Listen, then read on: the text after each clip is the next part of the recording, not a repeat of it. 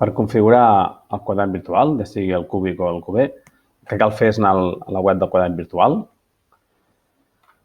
cuber.tecnocentres.org, i aquí triar plantilles. Ens oferirà les dues plantilles, en aquest cas vaig a configurar el Cúbic. Simplement donant enllaç on diu plantilla Cúbic, automàticament ens demana ja directament fer la còpia de la plantilla. Li diem que sí, que passi una còpia i això ens fa al nostre Drive una còpia totalment editable de la plantilla del quadern virtual que podrem canviar absolutament tots els paràmetres. Triga una estona a carregar-se, més o menys uns 8 o 10 segons. Es veu ràpidament s'ha carregat perquè aquests 3 quadres d'aquí ara estan en blanc. Quan s'hagin carregat apareixerà ja el text, que és l'assistència i l'actitud. Això és una forma fàcil de no intentar començar a remenar el quadern abans de que s'hagi carregat. El que farem ara, que és el primer cop que hem fet la còpia, ens anirem a dades del curs, que està aquí baix a la dreta, o també podríem anar per les pestanyes. Totes les pestanyes d'aquí són les que hi ha.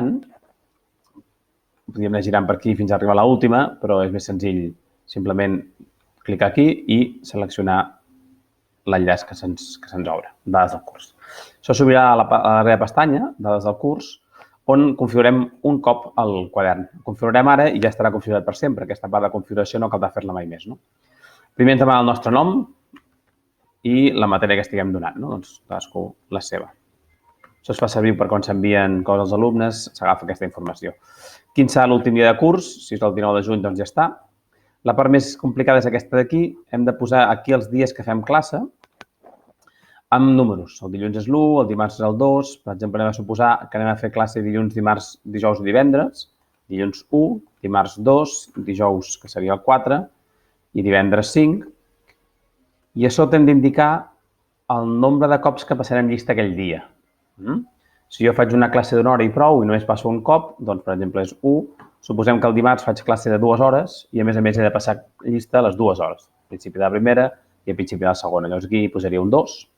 Conforme són 2 hores. Dijous anem a suposar que passo llista una vegada només i divendres anem a suposar que passo llista també 2 vegades. Si fos un horari així, 1 hora, 2 hores, 1 hora, 2 hores. Què més ens queda per configurar? Ja només ens queda quan comença el primer trimestre, la data d'inici, la data d'inici al segon, la data d'inici al tercer, això cada centre pot variar una miqueta, i aquí sota ja ens queda només triar tots els dies que són festius. Aquí cal indicar un per un tots els dies festius que hi hagi. No cal posar els caps de setmana, només els dies festius. Un cop tenim això ja tot configurat, ens en podem tornar al principi, aquell botó menú ens porta al principi. És el primer cop que l'executem, és un script això, llavors el primer cop ens demanarà permís, li direm que sí, que té permís l'script per utilitzar-lo, direm que sí, cap problema. I ara ja l'actuarà i tornarem al principi. Ja tenim les dades del curs configurades, ens faltaria ara configurar els alumnes. Ens anem a assistència i llavors, o aquí a la pestanya d'assistència, és el mateix, el botó o aquí baix assistència. És que la diferència és que aquí a l'assistència et porta el dia d'avui, si hi fos, evidentment aquí no perquè estem al juliol, a l'altre no t'hi porta. I llavors aquí hauríem de copiar la llista de tots els alumnes, alumne 1, alumne 2, els alumnes que tingueu, alumne 3. Si teniu en un altre full de càlcul, doncs podeu copiar i enganxar. L'important és que aquí surti tota la llista dels alumnes i, a més al costat, el que en diem la referència. Si aquest quadern l'utilitzeu sol, doncs això es pot quedar en blanc. Si aquest quadern l'utilitzeu amb el quad o amb l'assistatut o que es connecten entre si, llavors aquí hauria de posar la referència. Normalment acostuma a ser el correu electrònic. M'invento, I amb això tenim el full configurat. La darrera cosa que podríem fer, si volem utilitzar totes les opcions del quadern, és anar aquí on diu dades dels alumnes, en aquest d'aquí, perquè aquí apareixeran ja els alumnes que teníem. Cap problema, ara trigarà una estona a carregar, però aquí apareixeran els alumnes que tenim.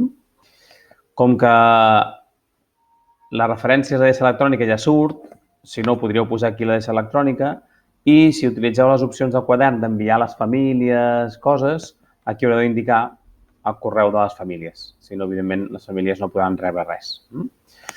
La darrera cosa que ens falta per acabar la configuració del full és marcar els dies festius. Fixeu-vos que si vaig a sessions, per exemple, o assistència, apareixen tots els fulls, tots iguals, hi ha algun dia que és festiu. Per exemple, quin dia tenim aquí? El 12 d'octubre no acaba un cap de setmana, però el novembre, l'1 de novembre és festa i aquí encara no està marcat, no? Perquè, clar, aquestes dades varien segons els dies que feu classe i de més, per tant, haurem de venir aquí on diu cúbic i té l'opció de marcar els dies festius. Això farà que automàticament tant el full sessions com el full assistència, tots els dies festius quedin marcats amb color blau. Ara veurem com apareixerà aquí l'1 de novembre de color blau. I així a l'hora de planificar les classes és molt més senzill poder-ho fer.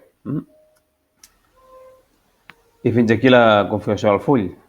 Veurem aquí sota, ja s'ha marcat els dies festius, tots els dies festius.